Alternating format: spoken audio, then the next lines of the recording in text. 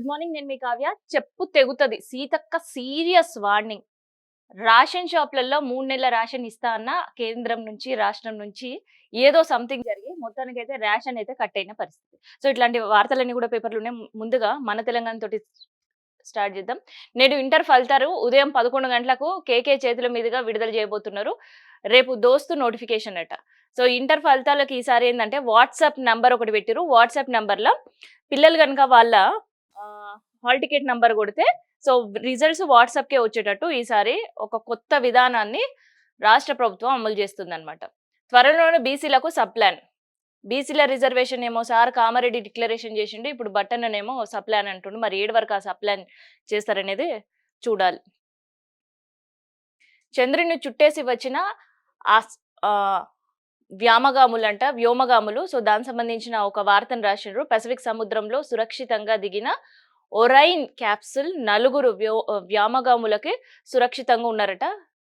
So, ఆ వార్త highlight చేసిర్రు. హరిహరి ఏమిది అనేది కూడా రాసిర్రు. ఏందిది? నిజామాబాద్ సంబంధించిన excise commissioner deputy commissioner Somireddy గుండెపోటుతో హాస్పిటల్ ఉన్నాడు. సో, గుండెపోటుతో హాస్పిటల్ ఉంటే హరిహరి ఏమిది అని ఎందుకు రాసిర్రంటే ఎక్సైజ్ కమిషనర్‌గా హరికిరణ్ వేధింపులు తాళలేక నిజామాబాద్ డీసీ రాజీనామా చేసిర్రట. సెల్ఫీ వీడియో కలకలం సృష్టిస్తుంది. ఆహ్, సృష్టి సృష్టించిన సోమిరెడ్డి తోటి ఉద్యోగుల ముందు ఈడియట్ వెధవ అని తిట్టారని మనస్తాపం గురయ్యారట. అట్లుంది. జైసే రాజా వైసే ప్రజా అనేది ఒక కహావత్ ఉంటదిగా హిందీలా. ఇక్కడ జైసే రాజా వైసే అధికారులు అనేది మనం చెప్పుకోవాలన్నమాట. రియల్ దందాకు ఫ్యూచర్ ముసుగు. సీఎం కుటుంబ సభ్యులు రియల్ ఎస్టేట్ దందా చేస్తున్నారని నిన్న రామన్న సీరియస్ అయిండంట. సో, వీళ్ళేం చేసిర్రు, వీళ్ళు కూడా కొన్ని సందర్భాల్లో రైతులను అదే పరిస్థితిలో ముంచేసిర్రు. సో, ఇప్పుడు ప్రతిపక్షంలో ఉన్నారు కాబట్టి గట్టిగా మాట్లాడుతున్నారు. అట్టుడికిన ఐలాపూర్. సో, ఐలాపూర్ భూములు ఎవరు కబ్జా పెట్టిర్రు, ఎవరు బిల్డింగ్‌లు కట్టిర్రు, ఏం చేసిర్రో తెలవదు గానీ, అక్కడ కిరాయికున్న సామాన్యులు, లేదంటే ఆ ఫ్లాట్‌లు తెలియక తీసుకున్న సామాన్యులు, ఒక మిడ్ క్లాస్ వాళ్ళు మాత్రం నిండా మునిగిండ్రు. సో, మళ్ళీ ఈసారి హైడా బుల్డోజర్‌లు ఒక్కసారిగా ఎళ్లి వితౌట్ ఇన్ఫర్మేషన్ తెల్లవారుజామున కూల్చేయడం మొదలుపెట్టింది. కిరాయికున్న వాళ్ళు సామాన్లు తీసుకెళ్ళలేక అట్లా లాస్ అయ్యిండ్రు.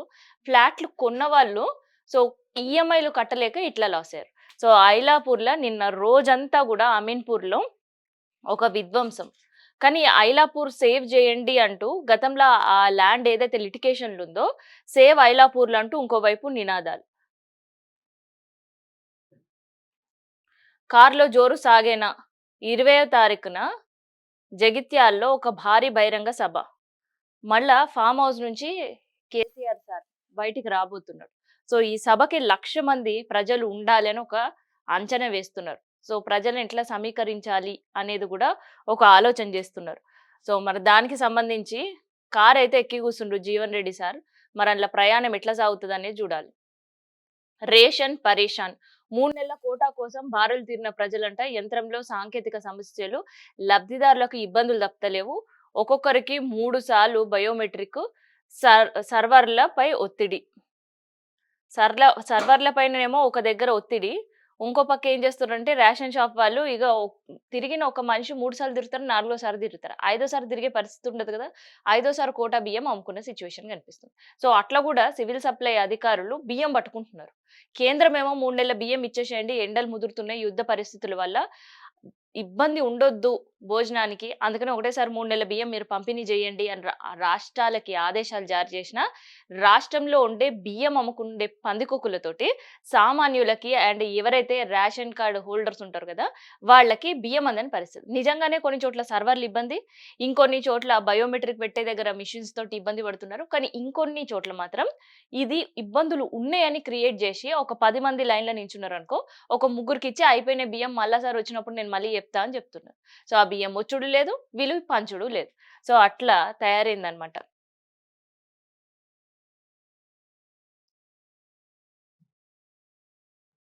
సో, ఇది మన తెలంగాణ.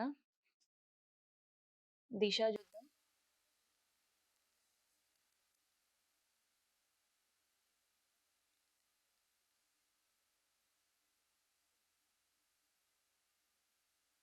మీరు చెప్తే మేము వినాలా అంట. బీజేపీలో పెరిగిన సొంత పాలిటిక్స్. పార్టీలో ఎదిగేందుకు నేతల బురద రాజకీయాలు చేస్తున్నారట. రాజా సింగ్‌ని ఆదర్శంగా తీసుకున్నారేమో. రాజా సింగ్‌ని ఆదర్శంగా తీసుకుంటే మీరు కూడా పార్టీ నుంచి బయటికి పోయే పరిస్థితి ఉంటది. ఇప్పటి వరకు బయటికి పోయిన రాజా సింగ్ ఎన్ని ప్రయత్నాలు చేసినా మళ్ళా బీజేపీలకి అడుగుపెట్టని పరిస్థితి. అట్లని పక్క పార్టీలో చేరతాడా అంటే ఆయనకుండే హిందుత్వ వాదన గావచ్చు, ఆయనకుండే కొన్ని ఎజెండాతో వేరే పార్టీలో చేరలేని పరిస్థితి. కాంగ్రెస్ మైనారిటీలను సమానంగా చూస్తది. హిందువులను సమానంగా చూసే పరిస్థితి. ఇగ ప్రతిపక్షంలో ఉండే బీఆర్ఎస్‌కి ఆయనకు పడని పరిస్థితులు. ఏకంగా ఆయన సీఎం సార్‌ని, రామన్నని, తర్వాత హరీష్ రావుని ఏం నోటికొస్తే వాగేసిన పరిస్థితి. మళ్ళీ ఆయనకి ప్రతిపక్షాల్లో చేరే అవకాశం లేక, మళ్ళీ బీజేపీలోకి ఎంట్రీ లేక నానా అవస్థలు పడుతున్నారు. సో, ఇట్లా సొంత పార్టీ ఎజెండాలు, సొంత పార్టీ పాలిటిక్స్ జేయాలంటే బీజేపీలో నడవదు. కాంగ్రెస్‌ల సీఎం సార్‌కి వ్యతిరేకంగా మాట్లాడినా ఆడ నడుస్తదేమో. పార్టీల నుంచి వాళ్ళని బయటికి పంపించే పరిస్థితి ఉండదు. వాళ్ళే బయటికి పోయేటట్టు చేస్తారు. కానీ బీజేపీలో మాత్రం అస్సలే జల్లది. లిక్కర్ ధరల పెంపట. వచ్చే నెలలో అమలుకు సర్కారు కసరత్తులు చేస్తుందంట. ఇప్పటికే కమిటీలు ఏర్పాటు చేసిందంట. నెలాఖరులోగా నివేదికనంట. ప్రభుత్వ ఖజానాకు భారీగా ఆదాయం. మొన్న ఒక మంత్రి సార్ అన్నాడు గదా! ఆదాయం పెంచే దిశగా అడుగులు వేస్తామని. రాష్ట్రానికి ఆదాయం ఎక్కడి నుంచొస్తది? ఒక లిక్కర్ సేల్స్, ఇంకొకటి రిజిస్ట్రేషన్స్. ఇక రిజిస్ట్రేషన్స్ అయితే ఎట్లాగో అయితలేవు. ఈ హైడ్రా కూల్చివేతలు చూసి భయపడి ఎటన్నా ఇన్వెస్ట్ చేయాలన్నా భయపడుతున్నారు. సామాన్యులు ఒక మిడిల్ క్లాస్ వాళ్ళు లోన్‌లు తీసుకొని ఇల్లు కొందామన్నా రేపు నాడు ఇదొచ్చి ప్రభుత్వ భూమంటారా? లేదంటే రేపటి నాడు ఇదొచ్చి ఈడ చెరువుంది, లేదంటే ఇది ఎఫ్‌టీఎల్ బఫర్ అంటారో తెలియక వాళ్ళు కొనుగోలు చేయక దూరంగున్నారు. సో, ఆదాయం తగ్గింది రాష్ట్రానికి. ఇక సెకండ్ ఆదాయ వనరులేంది అంటే ఇదే అక్బరీ శాఖ నుంచి. సో, అక్బరీ శాఖల ఆదాయం పెరగాలంటే ఏం చేయాలి? సేల్స్ పెంచాలి, రేట్లు పెంచాలి. సో, అదే దిశగా అడుగులేస్తుండ్రనమాట. రేవంత్‌ని కుక్క గూడా పలకరించదట. పదవి ఒక్కసారి దిగిపోతే కుక్క గూడా ఆయనను పోయి పలకరించది. ఏడైతే రైతుల దగ్గర నుంచి భూములు లాక్కుంటుండ్రు, ఏంటి ఇక్కడి నుంచయితే ప్రజల్ని ఇబ్బంది పెడతారో ప్రజలు ఇవన్నీ గుర్తుపెట్టుకుంటారు అని జెప్పేసి ఒక మాట్లాడిర్రనమాట. మున్సిపాలిటీలో పంచాయతీ రాజ్‌లో అధికారులకు తిష్ట వేసిర్రట. డెప్యుటేషన్ లొల్లి జరుగుతుందంట. జీహెచ్ఎంసీలో అధికారుల డెప్యుటేషన్ పైన తీవ్రంగా చాలా సీరియస్‌గా ఎవ్వరి పైరవీలు వాళ్ళు చేసుకుంటున్నారనమాట. మంగ్లీపై కేసు ఫైనాన్స్ ఫ్రాడ్ కేసులో పంజాగుట్ట పీఎస్‌లో ఒక కేసు నమోదైంది. ఆమె సోదరుడు సహా పలువురిపై ఫిర్యాదులు అందినాయంట. ఏంది మంగ్లీ పైన అంటే మైక్రో ఫైనాన్స్ కంపెనీకి సంబంధించి ఒక కంపెనీ పెట్టి సో, దాదాపు 100-150 మంది దగ్గర నుంచి డబ్బులు వసూలు చేసి, ఆ డబ్బుల్ని మేము ఇన్‌పోర్ట్‌లో పెడతాం, ఎక్స్‌పోర్ట్‌లో పెడతాం, షేర్ మార్కెట్‌లలో పెడతాం. మీరు రూ. 100 పెడితే అది తొందరలోనే మేము రూ. 200 చేసి మీకిస్తాం. ఇట్లాంటి మాటలన్నీ చెప్పిర్రట. సో, అట్లా చెప్పి బోల్తా కొట్టించిన తర్వాత వాళ్ళందరూ ఒక అడ్వకేట్‌ని పెట్టుకుంటే, సో, అడ్వకేట్‌ని గూడా మంగ్లీ సోదరులు బెదిరించిర్రంట. మీరు మళ్ళీ కేసులు పెడతాము, తర్వాత ఇదే ముందుకు తీసుకుపోతాం, అండగా ఉంటామంటే మిమ్మల్ని చంపేస్తామని, యాక్సిడెంట్ చేస్తామని, మీ శవం గూడా దొరకనీయకుండా చేస్తామని, ఇట్లాంటి బెదిరింపులన్నీ చేసిర్రు అంటూ ఒక అడ్వకేట్ వచ్చి ప పంజాగుట్ట పీఎస్‌లో ఒక కంప్లెయింట్ రిజిస్టర్ చేసిండ్రు. సో, సెక్షన్ 350-351 కింద ఆమె పైన కేసులు గూడా నమోదు చేసిర్రు. అదే వార్తని ఈడ హైలైట్ చేసి రాసిర్రనమాట. శాంతి చర్చలు కొలిక్కి రాలేవు. నిన్న పాకిస్తాన్‌లోనే ఒక వేదికగా ఇస్లామాబాద్ వేదికగా ఇరాన్ అండ్ అధ్యక్షులు, తర్వాత అమెరికా ఉపాధ్యక్షులు వీళ్ళందరితోటి ఒక మీటింగ్ ఏర్పాటు చేసిర్రు. సో, వీళ్ళ డిమాండ్‌లు వీళ్ళు, వాళ్ళ డిమాండ్‌లు వాళ్ళు పెట్టినప్పటికి కూడా శాంతి చర్చలు ఒక కొలిక్కి రాలేవట. ప్రసాదం కాస్త పకోడీ అయిందంట. యాదగిరిగుట్టలో వెలుగులోకి అక్రమాలొచ్చినాయంట. దొడ్డిదారిన తరలిపోతున్న ముడి సరుకు. ఏదైతే ప్రసాదం తయారీకి జీడిపప్పు, బాదాం, నెయ్యి అండ్ హ్మ్. ప్రసాదం పులిహోరకి చింతపండు ఇవుంటాయి గదా! ముడి సరుకులు. ఇవన్నీ బయటికి తరలిస్తున్నారంట యథేచ్ఛగా. పకోడీలాగా మింగేస్తున్నారట. సో, అదే వార్తని ఇక్కడ హైలైట్ చేస్తూ రాసిర్రు. అయితే ఇదే వార్త దాదాపు ఒక 4 నెలలు, 5 నెలల క్రితం గూడా చింతపండు స్కాము జరుగుతుంది యాదగిరిగుట్టల. ఈవో పట్టుకున్నాడు. కానీ వాళ్ళ పైన చర్యలు తీసుకోవాలంటే అక్కడ లోకల్ పొలిటికల్ ప్రెషర్స్ ఎక్కువున్నాయంటే ఏకంగా ఈవోనే ఇగ అమ్మ ఈ పొలిటికల్ ప్రెషర్‌లతోటి నేను పని చేయలేను అని చెప్పి అక్కడి నుంచి ఆయన ట్రాన్స్‌ఫర్ బతిమలాడి మరి ఎండోమెంట్ మినిస్టర్ దగ్గర వెళ్ళిపోయిన పరిస్థితి. సో, మళ్ళా తర్వాత అదే సీన్ మళ్ళీ రిపీట్ అయితుంది. ప్రైవేట్ ఫీజుల దోపిడీ అంట బెంబేలెత్తుతున్నారంట తల్లిదండ్రులు. టీచర్లకు యజమానుల నుంచి టార్చర్ ఎదుర్కొంటుర్రంట. పట్టించుకొని విద్యాశాఖ అధికారులు. సో, ఆకునూరు మురళీ సార్ ఒక సిఫారసు జేషిర్రు. సిఫారసు చేయడంతో పాటు ఆ సిఫారసుల ఒక మాట చెప్పిండ్రు. ప్రపంచంలో ఎక్కడా లేనన్ని ఫీజులు పెంచుడు, అది కేవలం మన రాష్ట్రానికే సాధ్యం సార్. మన రాష్ట్రంలో పెంచే ఫీజులు ఇతర ఏ దేశాల్లో గూడా లేవు. రాష్ట్రాల్లో గాదు, ఏ దేశాల్లో గూడా లేవు సార్ అని జెప్పి సీఎం సార్ చెప్తే, అవునా? నిజమా? అనన్నారు. తర్వాత ప్రైవేట్ స్కూల్‌కెళ్ళిండ్రు. మా గవర్నమెంట్ స్కూల్లల్ల చదువు బాగా చెప్తలేము. గానీ ఒక్కొక్క స్టూడెంట్ పైన మేము రూ. 1,00,000 పైనే ఖర్చు చేస్తున్నాం. కానీ 6 తరగతోళ్ళకి, 3 తరగతోళ్ళ బుక్కులిస్తే చదవలేకపోతున్నారు. ఇగ ఎందుకు గవర్నమెంట్ స్కూల్లు, మీరు ప్రైవేట్ స్కూల్లకే పంపండి అన్నట్టు చెప్పిండనమాట సీఎం సార్.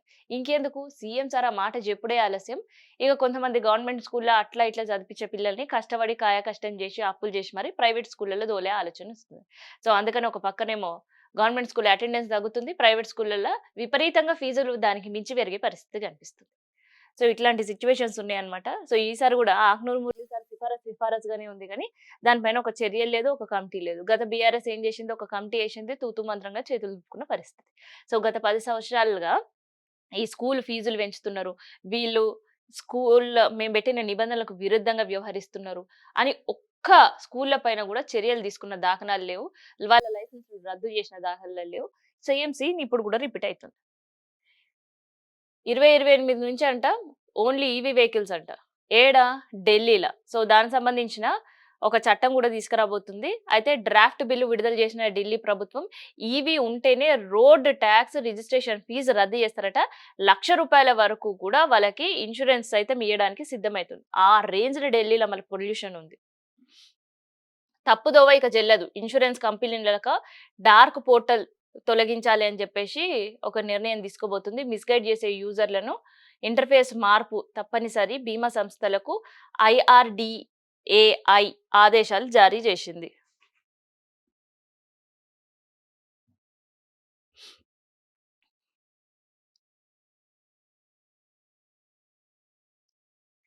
ఇది దిశలోని హైలైట్స్.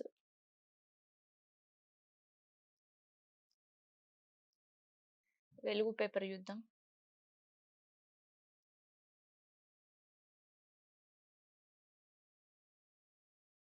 ప్రతి సీట్లలో బూట్లు, స్కూల్ బ్యాగ్‌లు. అమెరికా, ఇజ్రాయెల్ వైమానిక దాడుల్లో ప్రాణాలు కోల్పోయిన మినాబ్ స్కూల్ చిన్నారులకు పాకిస్తాన్‌లో శాంతి చర్చల కోసం బయలుదేరిన ఇరాన్ ప్రతినిధి బృందం వినూత్న రీతిలో నివాళులర్పించింది. విమానంలో సీట్లలో చిన్నారుల ఫోటోలు, వారి స్కూల్ బ్యాగ్‌లు, రక్తంతో తడిసిన బూట్లు, గులాబీల నుంచి ఇస్లామాబాద్‌కి భావోద్వేగ యాత్ర చేరిందంట. చిన్నారుల మృతికి నివాళులుగా ఆ విమానానికి మినాబ్ 168 అనే పేరు గూడా పెట్టిందంట. ఫస్ట్ రౌండ్‌లో ఏమి తేలలేదు.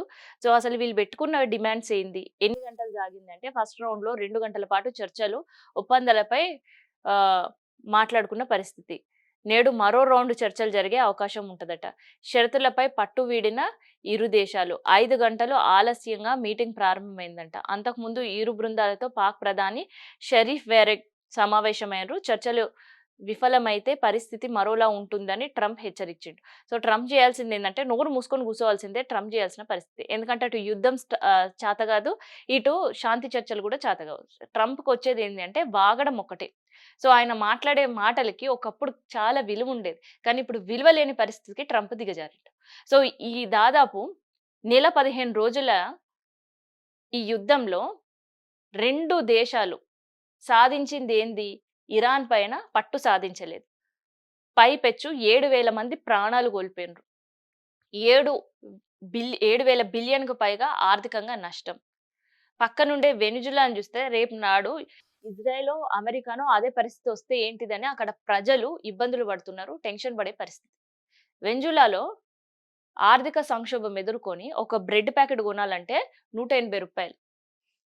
ఒక పాల ప్యాకెట్ కొనాలంటే రూ. 200. కానీ దానికంటే చీప్‌గా గోల్డ్ అమ్ముకునే పరిస్థితి. సో, రేపు గూడా ఇట్లాంటి సిట్యుయేషన్స్ తమ దేశాలకు ఎట్లా అయితదో అని వాళ్ళు టెన్షన్ పడుతున్నారు. కేవలం ట్రంప్‌కి సంబంధించి. తీసుకున్న అనాలోచిత నిర్ణయాల వల్ల. సో, ఇప్పుడు గూడా కూర్చునేది కూర్చోక చర్చలు విఫలమైతే పరిస్థితి మరోలాగా ఉంటదంట. మరోలాగా ఉంటదంటే మళ్ళీ హార్మోస్ క్లోజ్ చేస్తారు. మళ్ళీ టాక్సులు, టోల్‌లు అని జెప్పి వాళ్ళు గూడా ఆలోచించే పరిస్థితి ఉంటది.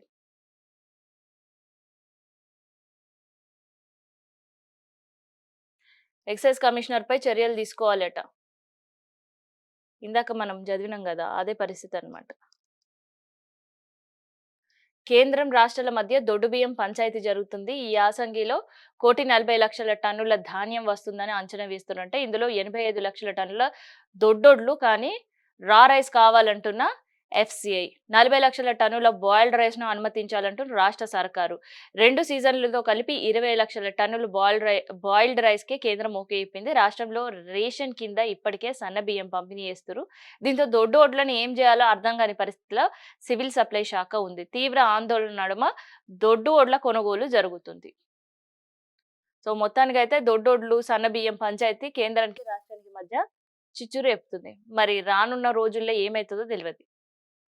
సోషల్ మీడియా వ్యూస్ కోసం గంజాయి బ్యాచ్ అరాచకం చేసింది. సో, రోడ్డు పైన నడుచుకుంటూ వెళ్తున్న వ్యక్తిపై బండరాయలతో దాడి చేసింది. కాలు నుజ్జు నుజ్జు అయిన తర్వాత డ్రైనేజ్‌లో పక్కన పడేసింది. తర్వాత ఇన్‌స్టాలో రీల్ చేసింది. వరంగల్‌లో దారుణం చోటు చేసుకుంది. మార్చి 17న ఘటన తాజాగా పోలీసులకు ఫిర్యాదుతో వెలుగులోకి వచ్చింది. సో, ఇన్‌స్టాగ్రామ్ పిచ్చి, ఈ గంజాయి పిచ్చి, గతంలో గంజాయి అనే వర్డ్ ఎక్కడో ఒక చోట దొరికేది. గానీ ఇప్పుడు గంజాయి ఎట్ట తయారైందంటే పాన్ డబ్బాలలో పాన్ దొరుకుతది జూడు, అంత ఈజీగా దొరుకుతుంది. ఏదైనా ఒక ఏరియాల సాయంత్రం 6 అయిందంటే అక్కడుండే గ్రౌండ్స్, ప్లే గ్రౌండ్స్, ఓపెన్ ఏరియాలు కొంచెం అక్కడ డార్క్‌గుండి కొన్ని చెట్లు గిట్ల ఉన్నా, సందులో ఉండే కొన్ని కాలనీలుంటాయంటే ఈ గంజాయి బ్యాచ్‌కే అడ్డ అయితది. సో, ఆ గంజాయి బ్యాచ్‌కి అడ్డ అయ్యింది అనంటే బస్తీలలో అయితే పిల్లల పైన అరాచకం, చిన్న చిన్న పిల్లల పైన అరాచకంగా వ్యవహరిస్తున్నారు. ఆ రోడ్డు పొంటి వెళ్ళేటోళ్ళ పైన ఇట్లా దాడులు చేసే పరిస్థితి. ఈ గంజాయిని అరికట్టడం ఎట్లా అనేది తెలవదు గానీ, డ్రగ్ పార్టీలు మొయినాబాద్‌లల్ల ఎట్లా కేర్ ఆఫ్ అడ్రెస్ అయినాయో, గంజాయి అనేది బస్తీల వరకు కూడా అందే పరిస్థితి. మరి ఈగల్ టీమ్ ఏం చేస్తదో చూడాలి.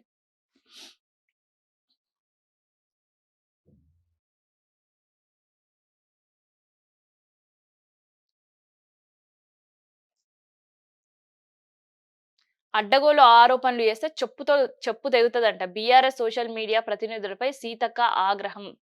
సో, సీతక్క ఇప్పుడు సీఎం సార్ భాష నేర్చుకుంటుంది. ఇప్పటివరకు సీతక్క చాలా గౌరవప్రదంగా మాట్లాడేది. సో, అడ్డగోలు ఆరోపణలు చేస్తే చెప్పు తెగుతది అని అంటుంది. గతంలో ఇదే చెప్పు తెగుడు, అడ్డగోలు ఆరోపణలు చేస్తే నేను ఊకోను. తర్వాత ఇట్లాంటి అడ్డగోలు ఆరోపణలు చేస్తే నేను కేసులు పెడతా, పరువు నష్టం దావా ఏస్తా అని సమ్మక్క సారలమ్మ జాతర సందర్భంగా 100,00,00,000 రూపాయల నిధులు విడుదల చేసి 100,00,00,000 నిధులతోటి అక్కడ ఆలయం సంబంధించిన గద్దెలకు సంబంధించిన వర్క్ చేసేటప్పుడు కూడా సేమ్ సీన్ ఇవే డైలాగ్స్. సీన్ కట్ చేస్తే 100 రోజులు దేవుడెరుగు గాని ఏకంగా ఒక చిన్నారి, సో, అది సమ్మక్క సారలమ్మకు సంబంధించిన పూజారి కొడుకే ఇవాళ వికలాంగుడుగా మారిన పరిస్థితి. ఒక కాలుకేమో రాడేసిర్రు. ఇంకొక కాలు పాదమేమో తీసేసిన పరిస్థితి. అప్పుడు కూడా సేమ్ ఇవే డైలాగ్. బీఆర్ఎస్ సోషల్ మీడియా తప్పుగా వాగుతుంది. బీఆర్ఎస్ సోషల్ మీడియా లేనిపోని ప్రచారం చేస్తుంది. మేము 100,00,00,000 రూపాయల నిధులు పెట్టి 100 సంవత్సరాలు ఉండే వరకు అమ్మవారికి గద్దెలు ఏర్పాటు చేస్తే వీళ్ళు ఓర్స్తలేరు. కళ్ళలో నిప్పులు పోసుకుంటున్నారు. నోట్ల మన్ను పోసుకుంటున్నారు. సో, అందుకనే మా పైన దుష్ప్రచారం చేస్తున్నారు. అక్కడ అంత సవ్యంగానే ఉంది. నాసిరకం పనులే జరగలేవు. ఇట్లాంటివన్నీ ఆరోపణలు చేసింది. మళ్ళీ ఎండ్ ఆఫ్ ద డే తేలిందేంది? అక్కడ కనిపిస్తున్నాడు గదా చిన్నారి. ఆయన గురించి ఏం చెప్తది? సో, ఇప్పుడు గూడా మళ్ళా ఒక స్కామ్ జరిగింది అంటే, ఆ స్కామ్ జరగలేదు అని దానికి సంబంధించిన కొనుగోళ్ళు ఏం చేషిర్రు? ఎన్ని సెల్ ఫోన్లు కొనుగోలు చేషిర్రు? ఎవరెవరికిచ్చిర్రు? వాటికి ఏం పైసలు ఖర్చు పెట్టిర్రు? అది గదా సీతక్క జెప్పాలి. మాట్లాడినోళ్ళల్ల చెప్పులు తెగుతాయి అంటే ఎట్లా? సో, ఈడ చెప్పులు తెగుతాయంటే మళ్ళా మేము కుట్టియడానికి రెడీగాను ఇంకొకరు పోస్ట్ పెట్టే పరిస్థితి ఉంటది. సో, ఇదేందంటే అంగన్‌వాడీకి సంబంధించిన సెల్ ఫోన్‌లు కొనుగోలు జేషిర్రు. సో, సెల్ ఫోన్ కొనుగోలులో దాదాపు చాలా వరకు డబ్బులు కోట్ల రూపాయల స్కామ్ జరిగిందని బీఆర్ఎస్ ఆరోపిచ్చడమే గాదు, నిన్న ప్రెస్ మీట్ పెట్టి గూడా చెప్పిన పరిస్థితులు. సో, ఆడ ఖండించకుండా చెప్పులు తెగుతాయని జెప్పి మాట్లాడుతున్నారు సీతక్క. రాష్ట్రంలో సలసలనంట 2 జిల్లాలు మినహా అంతటా 40 డిగ్రీల పైనే ఉష్ణోగ్రత. 20 జిల్లాల్లో 41 డిగ్రీలకు పైగా నమోదైతుంది. అత్యధికంగా జగిత్యాలలో 41.7 డిగ్రీలు. వచ్చే 2 వారాల పాటు ఇదే పరిస్థితి కొనసాగే అవకాశం ఉంది అంటూ వాతావరణ శాఖ హెచ్చరికలు జారీ చేసింది. అండ్ ఈ టెంపరేచర్స్ నైట్‌లో గూడా హైదరాబాద్‌లో ఎక్కువుంటున్నాయంట.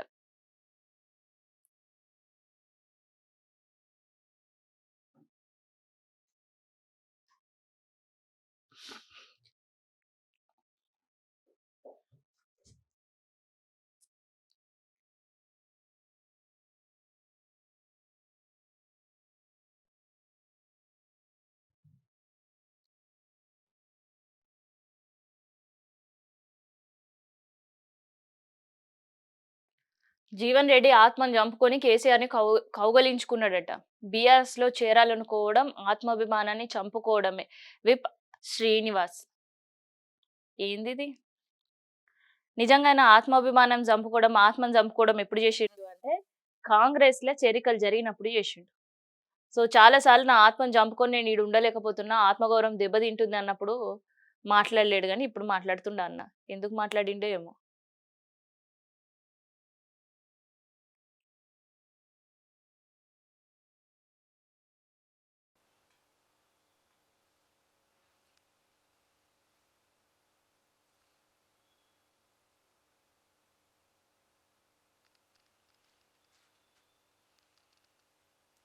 బండికి రేడియం స్టిక్కర్‌లు ఉంటేనే ఫిట్‌నెస్ సర్టిఫికేట్ ఇస్తారట. రాత్రి వేళల్లో రోడ్డు ప్రమాదాల నివారణ కోసం ప్రభుత్వం నిర్ణయం అదనపు భారమని వాహన యజమానులు ఆవేదన వ్యక్తం చేస్తున్నారు అని వెలుగు పేపర్ ఒక వార్త రాసిండ్రు.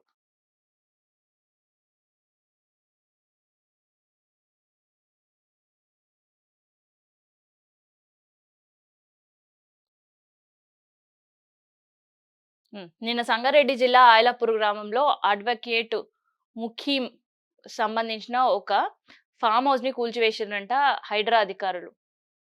సో, అన్నకు ఫార్మ్ హౌస్ అంట, తమ్ముడికి అపార్ట్‌మెంట్ అంట. 42.5 ఎకరాల ప్రభుత్వ భూమి స్వాధీనం చేసుకొని కంచె వేసిర్రు. సో, వీళ్ళు కంచేసుకోవడం బానే ఉంది గానీ, అక్కడ కొనుగోలు చేసిన వాళ్ళ పరిస్థితి, ఆ దుస్థితి ఏందనేది తెలవదు. అయితే ఇక్కడ అన్నదమ్ముళ్ళు కలిపి కబ్జా చేసిర్రు. సో, దాన్ని చెర నుంచి విడిపించిర్రు అనే వార్తనైతే ఇక్కడ వెలుగు పేపర్ హైలైట్ చేస్తుంది రాసింది. సో, ఇది ఇవాళ పేపర్ అనాలిసిస్. మళ్ళీ రేపు పేపర్‌తో మళ్ళీ కలుద్దాం.